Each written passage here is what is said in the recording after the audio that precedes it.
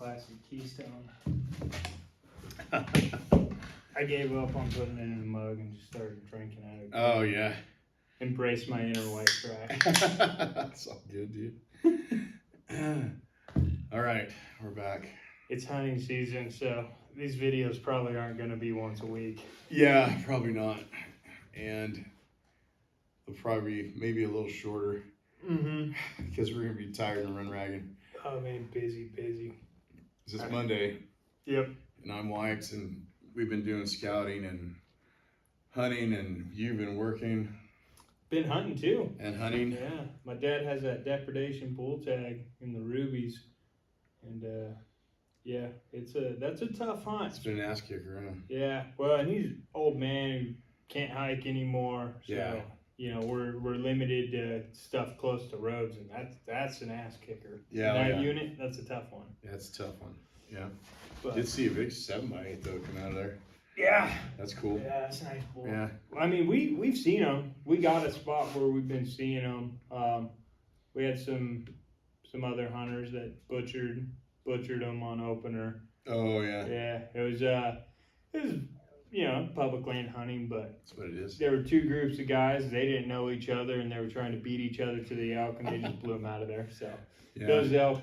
Since then, we've been back. They're pretty much nocturnal. They're hitting that spot, that feeding spot, Yeah. like in the middle of the night, and then they're out of there Yeah. in the trees. So it'll be tough now, but yeah. It's been, where I've been going, it's been, excuse me, I just ate some dinner. So I'm like, you know, surprisingly cool this last weekend weather-wise. Dude, all of July, and so far we're almost halfway through the month of August. Like, yeah. It's been really mild comparative to the last few years. Yeah, and especially if you gain a little bit of elevation. I mean, when you're hunting and scouting around 8,000 feet, this time of year it's still hot, but not the last few weekends. Yeah. It's been 75, 70 degrees up there, cool. Yeah, I remember last year, all of July and most of August, we were pushing, you know, high 90s, threatening to break 100 every day. We've barely been breaking 90 the last month. Yeah, it's been pretty crazy. So rain. No rain. Very little rain. Yeah. It is really dry out there. Yeah, very little rain. I mean, we did have a good winter, but it wasn't a phenomenal winter. Mm-hmm. So, yeah, it's not fantastic, but it could be a lot worse. Conditions are dry out there. Dude, like dusty. Don't go think you're safe parking on grass and stuff right now. Yeah, for sure. We just got, we've seen the snowstorm out in range and some of the scouting we've been doing from a distance, and it's pretty burned up. Yeah, it's pretty well black by now. That whole mountain is sad to see. It's gone. Yeah, well, that's in Area 6 in Nevada, and Area 6, more so than any other unit in the state, has been hammered with fires over the last 20 years. With them. Yeah.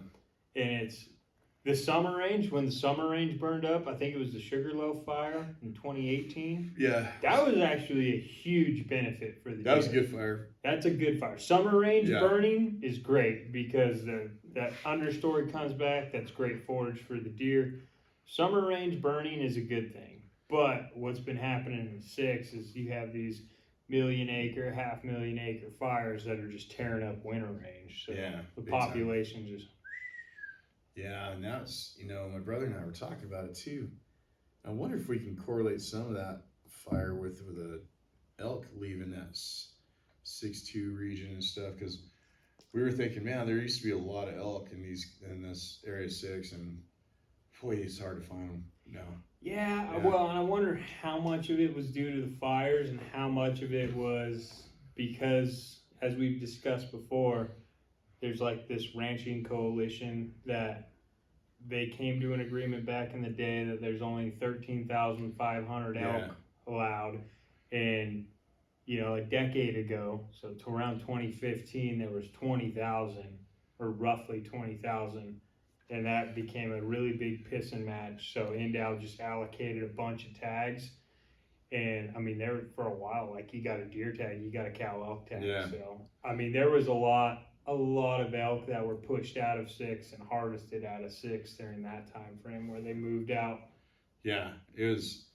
We did see one bull, which was cool. It was nice to see. But That's good. yeah, Yeah. like a 330, 340 type bull. Nice. It was a nice bull, but it's that was the only elk we saw.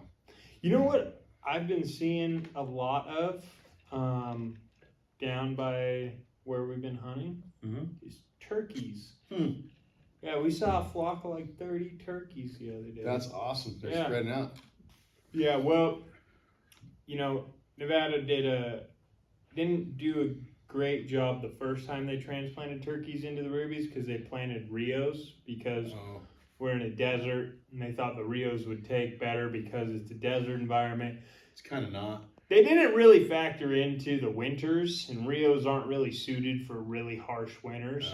So this last time, I think it was about 7 years ago or so, they planted Miriams down there in 103.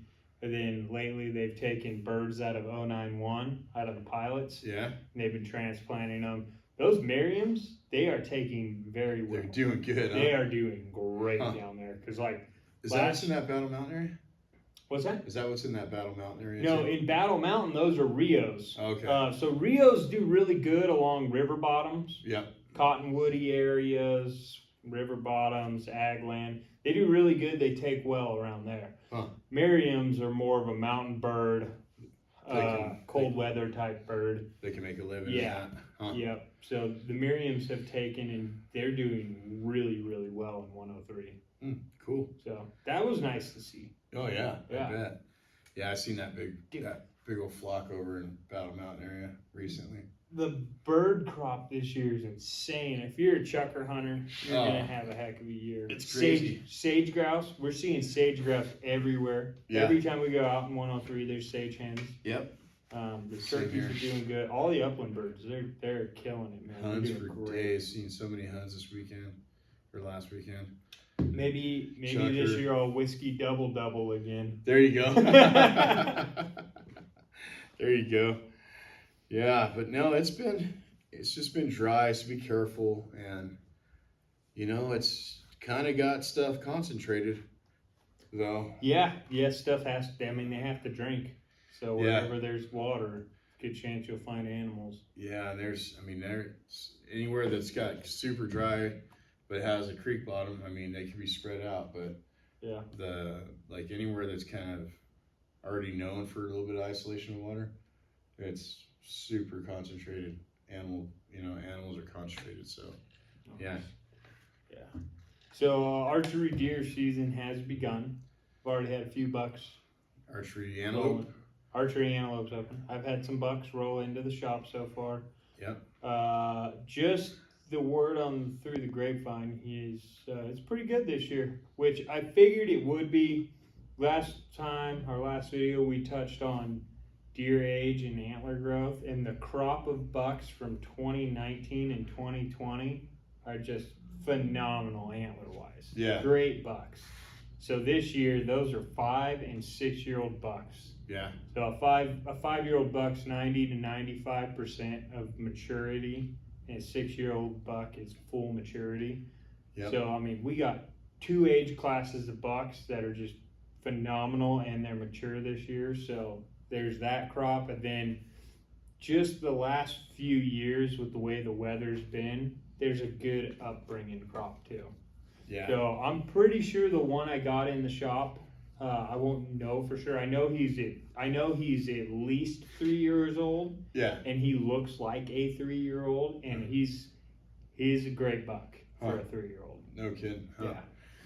Yeah. So I don't know. There's still a lot of potential this year. Yeah. Dude, it's a great year to have. It's too dry. When we get any kind of weather, it's going to be.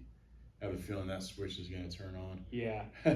We're still on the rebound, like population numbers wise, for sure. But the quality, so like you might have a hard time finding deer, but the quality is great this year. Yeah, going to be good. Yeah, I've seen a few solid ones. Nothing over the top yet, but some solid ones. Yeah. So excited about that. And then, yeah, it's just coming quick. I mean, it's here. It's already here. And just matter before all the rifle seasons start and everything else. So, Yeah. yeah. So, And the way the temperature has been so far, like, I wouldn't be surprised. My sixth sense is telling me like it's gonna be an early winter. That's Like we might get some of those old patterns of like October snowstorms. yeah, that'd be sweet. Dude, that'd be awesome. That late September snowstorm you get. Yeah. I remember I think it was 2016. I remember the September. Yeah. In September, the Rubies had snow all the way down to the base of the mountain. Yeah. I remember driving over the summit, just like, man, this would be a killer year to have a muzzleloader tag. Yeah. All them bucks are already pushing out of the high country. Oh, I love it. Yeah, I've got Yeah. a muzzleloader tag this year, and I'd be like, Oh, if we got a hard snow first week of September, or a couple weeks in September, I'd be pretty giddy about it. Yeah. Well, I've got a mid to late October tag, so man, Yeah. I'm hoping. Yeah. Oh Licking yeah, my chops on that that. tag. Yeah, that's right. Yeah. And that tag, if you get snow and those deer start to migrate, it's phenomenal. Yeah. If you don't get snow, it's a rough hunt. But if you get snow, it's great. Oh yeah, it is. Yep. All the stuff comes out of the woodwork. Yeah. So no, that's been it for like what we've been doing. I mean, I've been just scouting a very little. I've had a lot of stuff going on this year for the summer, but the little bit I have been doing, it's like I said, there's really isolated pockets in the desert country. Deer. Something was weird with the moon this last weekend. You know, I would love, and I want to talk to some of the Endow guys. Yeah. But I know it's not high on their priority list. I read a study a while back, but this was taken in whitetail country, this study. They said that the deer patterns and the deer movements weren't affected at all by moonlight. Moon. But that's back east in whitetail country. Yeah. I would love to see a study come out on deer in the Great Basin, whether it's Utah, Idaho, Nevada, like deer movements out west during a moon, like a full moon, and see like how much activity really changes during that.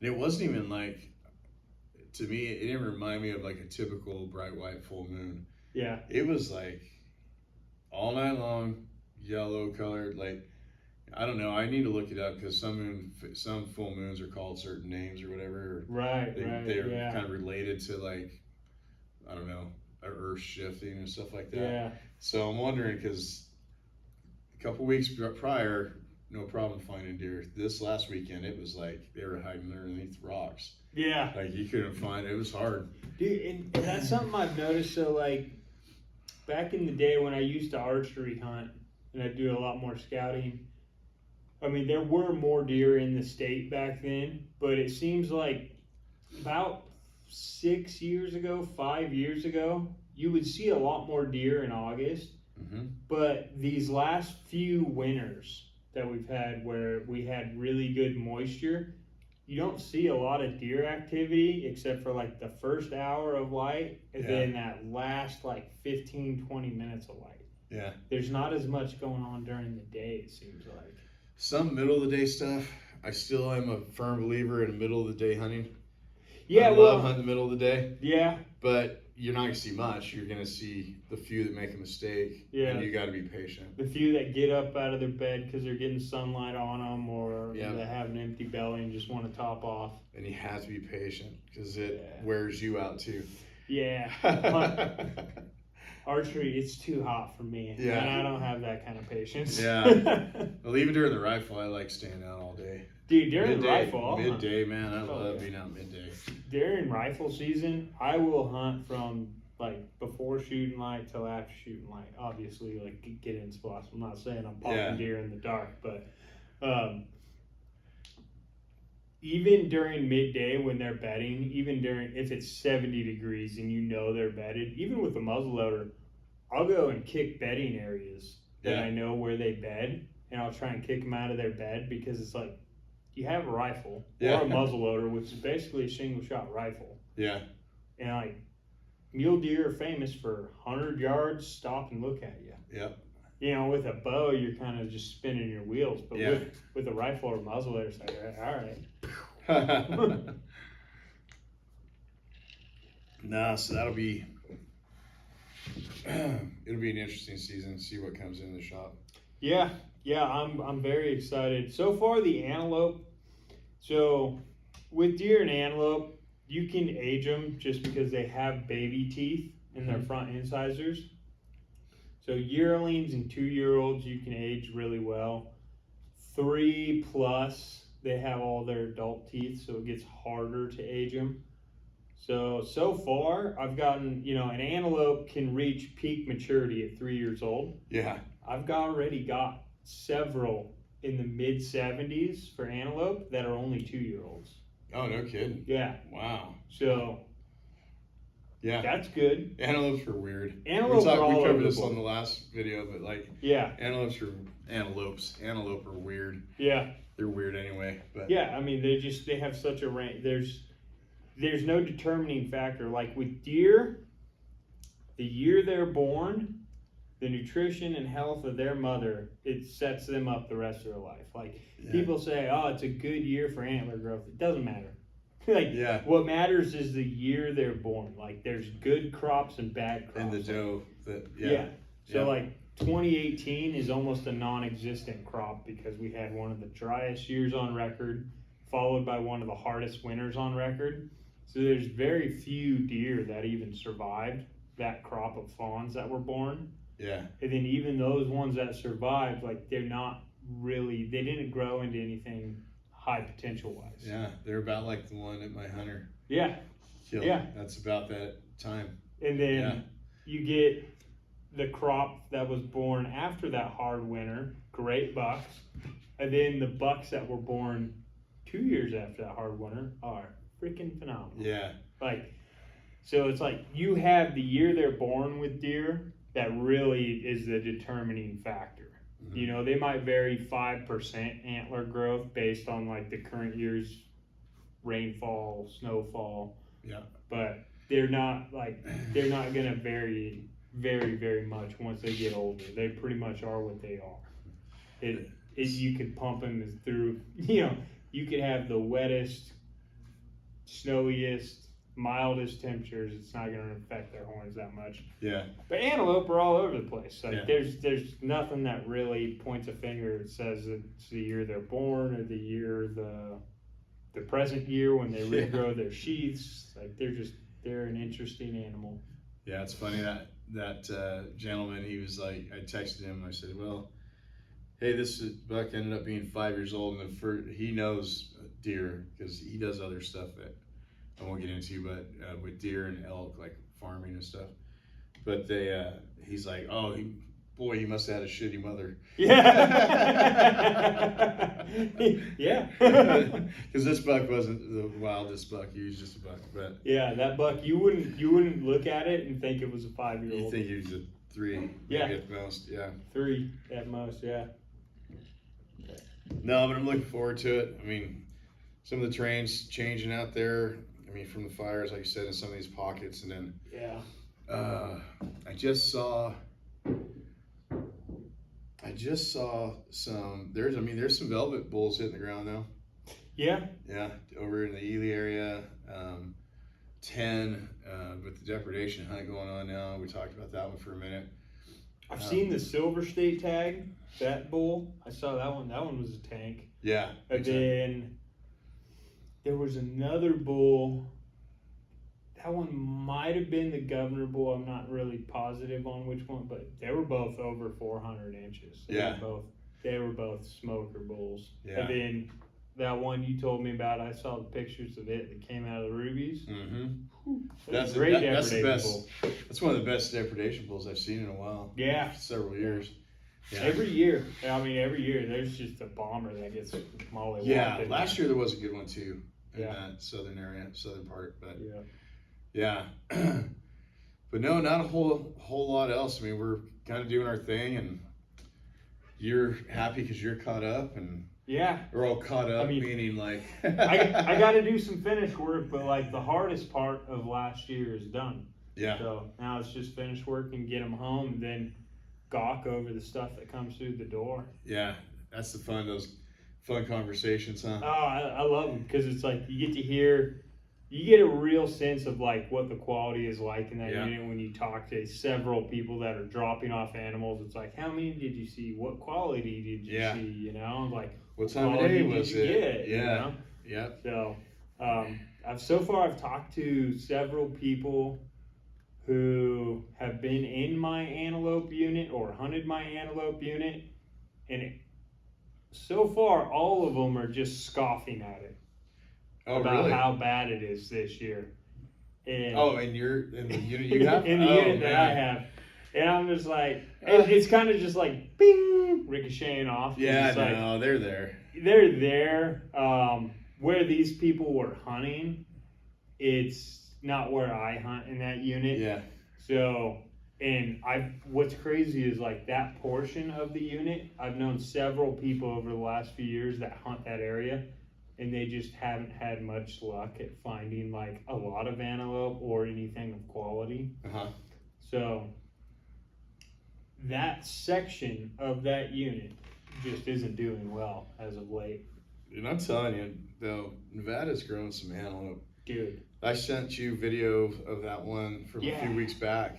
Yeah. And I actually had the Silver State guy on the phone looking at this antelope. And boy, if his prongs were 2 inches higher on his horn, he'd been in there. Yeah. We'll have to look at that video again because I've been doing a little bit more research. Antelope season, rifle is coming up. Basically, what I have found through looking at pictures of 90-inch antelope, mid-80 antelope, and then like all the others, if the tip of the ear is at the bottom of the prong, like where this prong starts, that's good. That's a good starting point. That's the first thing I look at. You want. You for want mass measurements. Yeah, you want it to be at the bottom where the prong starts, not at the top of the prong, but at the bottom where it starts to swell. You want the top of the ear horizontal line right there. And then you want the same length that's below that swell, above that swell. And if you have that, you have a pretty darn good antelope right there. And then from there, it's nitpicking the finer details. Yeah, the prong size and the mass, obviously. But yeah, that one was pretty intriguing. I'd have shot him. He was right there. He looks exactly like the emblem for the Nevada big game record book. Oh, really? He looks exactly like that. Might have been him. I don't know. Yeah. But yeah, no, we were on the horn and it just we couldn't get him to 90. Yeah. I think he was probably early 80s, maybe mid 80s at best. Yeah, it's tough, Some people definitely 80. Some people, oh yeah, he was 100% over 80. Yeah. Some people get wrapped up so much in score. When you sent me that video, I was actually driving around. Like my kid was napping in the car, so I was just driving around because I didn't want to wake him. And I was looking at that video, and I was like, that is one of the prettiest antelopes He's so pretty. that you're ever gonna find. It's like he deserves on the wall. Just black face. Yeah. The patches on his throat, and it's like big the shape of his horns. It's like that antelope just deserved. Like that is the picture perfect one you want on your wall. Yeah, he was cool. Yeah, that's like getting a 180 4x4 muley. Yeah. That has eye guards, has those forks, those pockets, right? Just passes it, just like the quintessential big antelope. Yeah. But I mean, I didn't realize how many 90-inch antelope we've actually killed out of the state. Oh yeah, dude, Nevada. People kill one every year somewhere. Oh yeah. Yeah, Nevada. So New Mexico is famous for long length. Yeah. Yeah, big. The trophy quality, and Arizona's famous for trophy quality in a couple areas, but like those are only a couple areas that take 30 years to draw. Yeah. In every single unit in Nevada, I would bet money that there's a 90-inch antelope. Yeah. every year. If not, damn close. Yeah. Yeah. Nevada is, I mean, it's outstanding for antelope quality. The It's hardest crazy. thing with antelope hunting here is just the patience. Yeah. The wait time and the patience. And, Yeah. Yeah.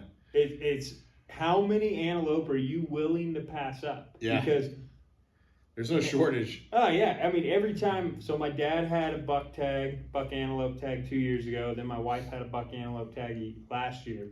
And it's like they both filled on opening day within 5 hours of the hunt. Yeah. And both of them passed on 6 or 7 before they finally decided, all right, fine. That was fine. That was good. Like, He'll do. I mean, you go antelope hunting in Nevada, you're gonna see 200-300 of them. And that's the thing, is the patience. Like I keep on taunting myself with, I'll just get an archery tag. And I'm like, I'm not gonna burn all my points on an archery tag. Yeah. I passed up several on the first come first serve this year. Dude, it's so hard to have patience with archery too, because you're already handicapping yourself. Right? Yeah. So it's like if you want that big trophy for the wall, like that's hard. Yeah. Really hard to pull off. I've killed some nice ones, but not anything that big yet. So I'm gonna hold out. Yeah. I keep telling myself that next year I'll be like, first come first serve. I'll be like, bam. How many points you got for antelope?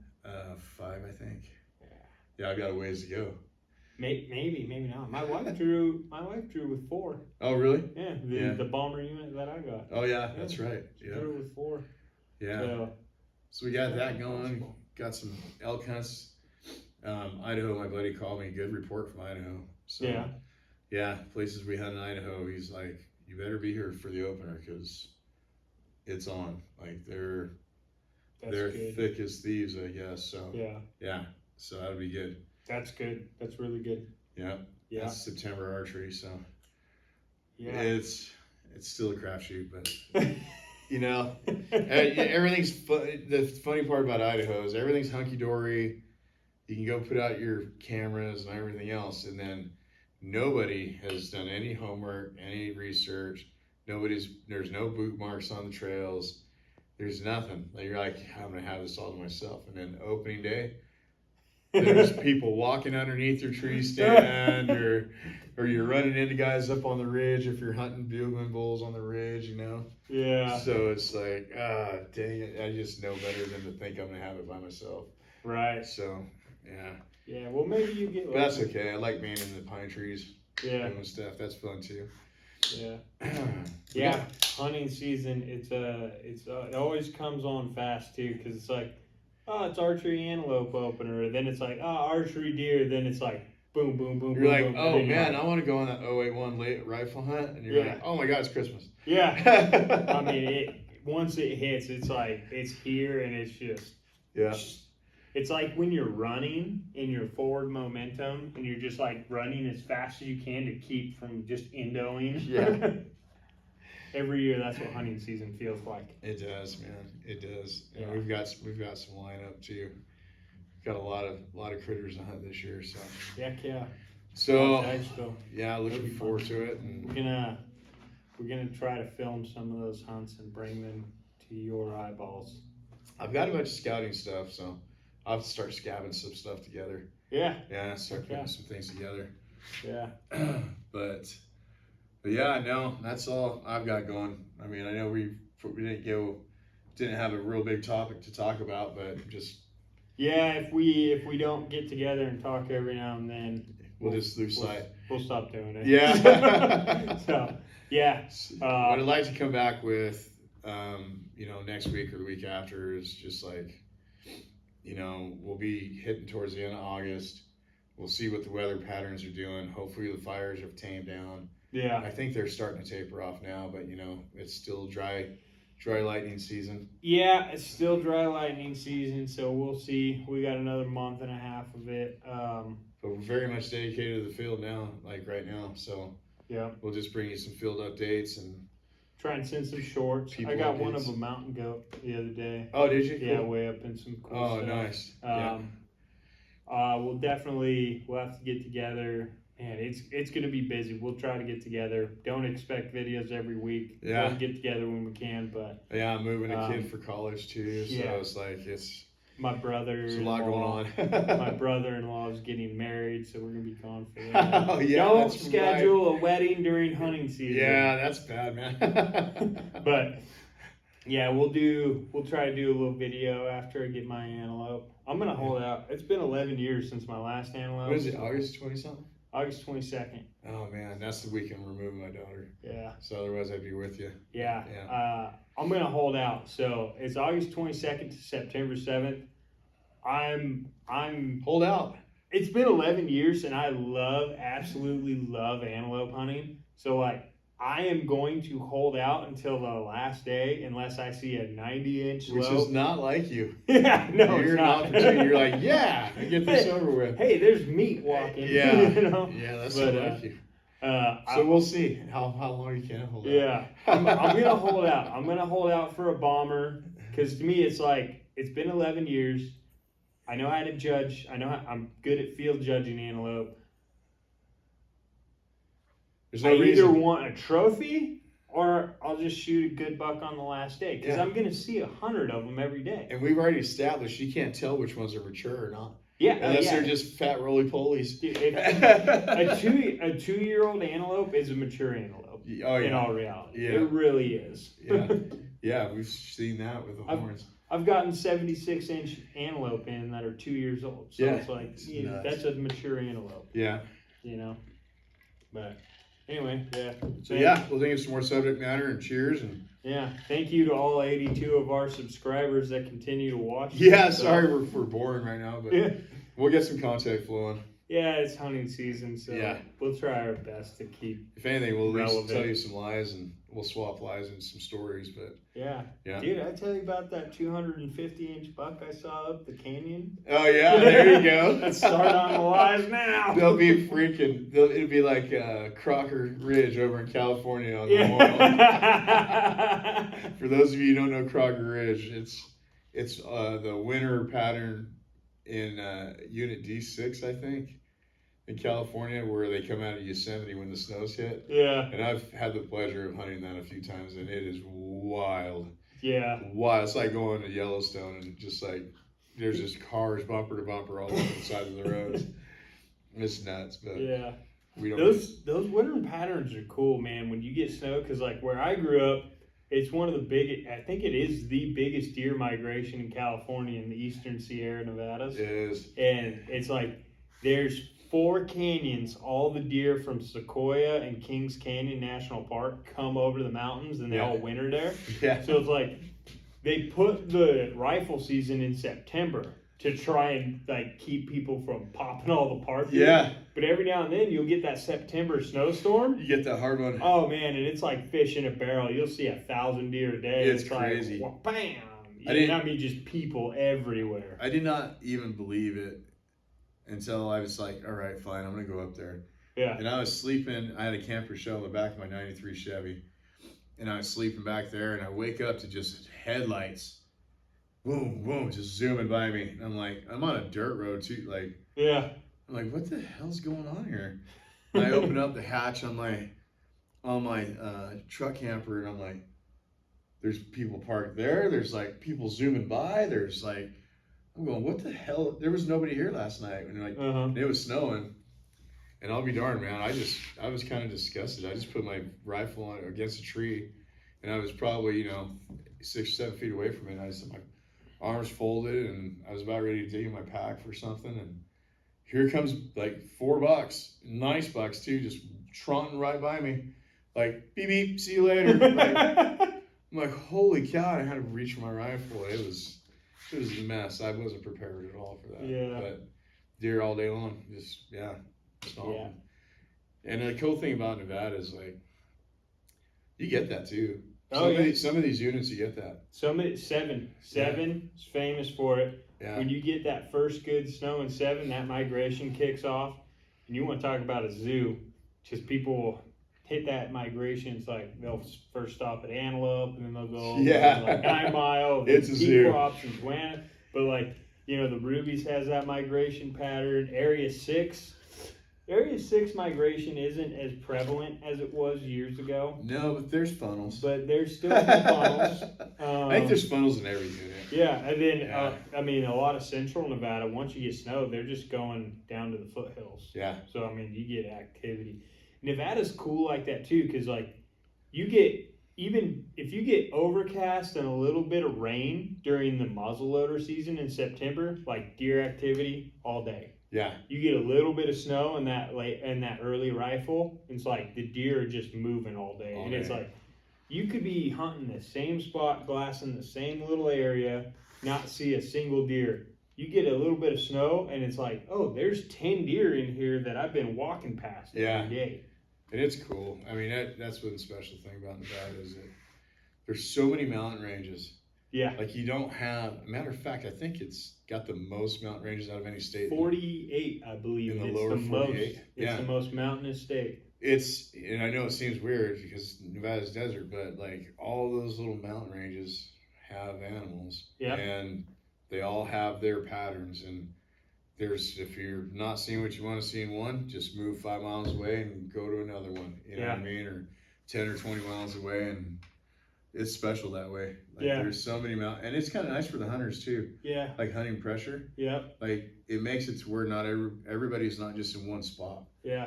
Well, and when you find one of those migration corridors, because like when that snow hits hard and those deer start coming out of the high country, it's not like they just pick the closest canyon.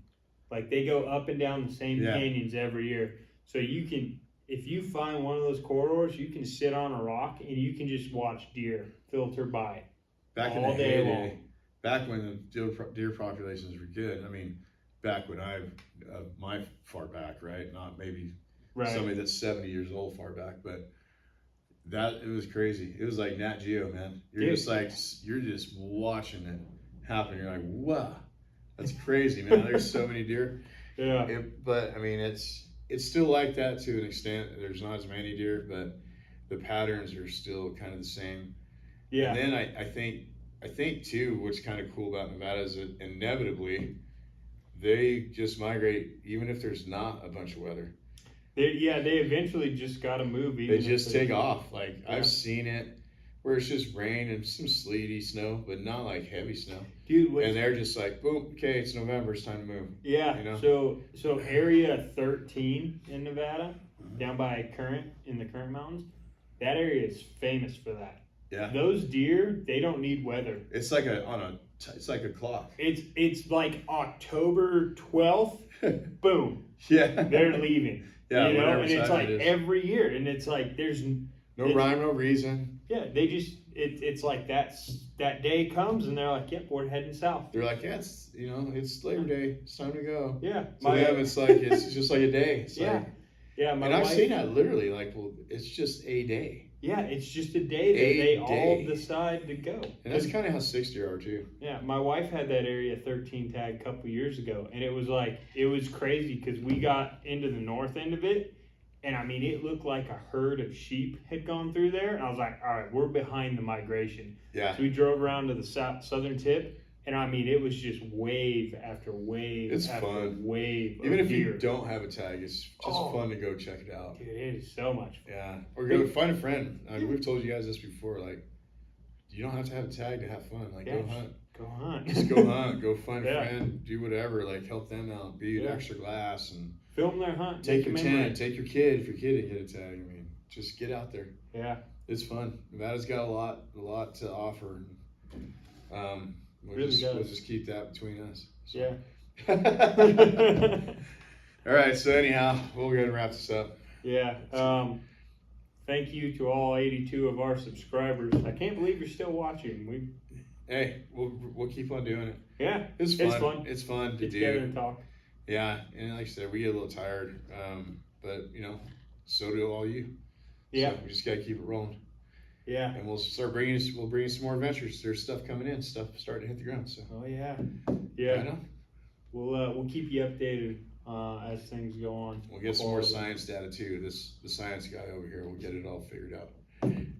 Yeah. Yeah. I want to talk to a few guys from Endow. I actually saw a black horse on the landscape this weekend. Oh yeah. In a place I never see horses.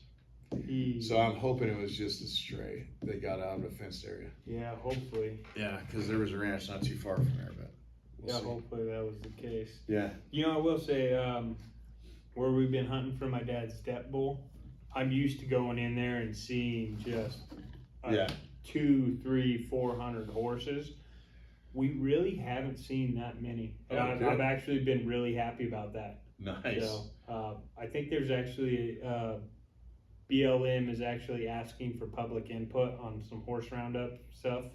Oh yeah, I seen that. Yeah, I saw that somewhere. definitely. I know Jared, we've had him on the podcast before. He Mhm. posted it on Nevada Big Game Hunters on Facebook, so Oh. go put some public comment on there. The horses are about, let's see, that would be about 600% of their AML, appropriate management level, Yeah, it is a lot. through Yeah. the state. So it's Even it's, the 11 yeah. or 1200 they're pulling out or pulled out maybe Yeah. is still not. Yeah. Yeah, we gotta remove a lot more of them from the landscape because the landscape just can't support the amount of horses that are out there. No, I don't want to see them trickle into places where I've never seen them. So. Yeah. Yeah, but. All right, cool. All right, Let's wrap it up. Adios. I gotta work tomorrow. Yeah. I gotta eat. Good night, everybody. I gotta go get the fat kid on.